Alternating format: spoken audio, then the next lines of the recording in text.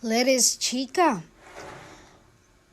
Bel Mariano at Donnie Pangilinan move on na o in denial pa rin? Umiikot sa social media ang usap-usapan tungkol sa di umano'y mga larawan at video ni na Bel Mariano at Donnie Pangilinan na lumabas. Ngunit tila wala pa ring malinaw na ebidensya. Karamihan sa mga kuha kay Bel ay may face mask, habang halos lahat ng larawan kay Donnie ay nakatalikod o side view lamang. Kaya naman sandamakmak ang haka-haka ng netizens.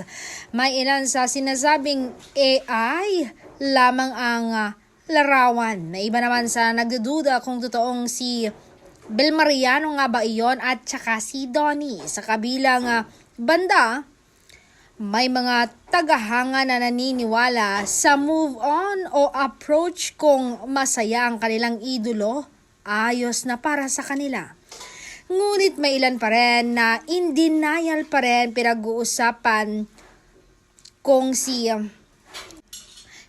Kisses Delavigne ang nasa larawan, kaya lalong umiinit ang debate online.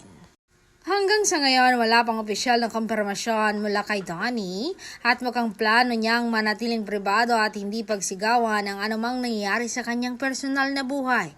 Kaya sa social media, patuloy ang haka-haka, komentaryo at mga debate tungkol sa aktor.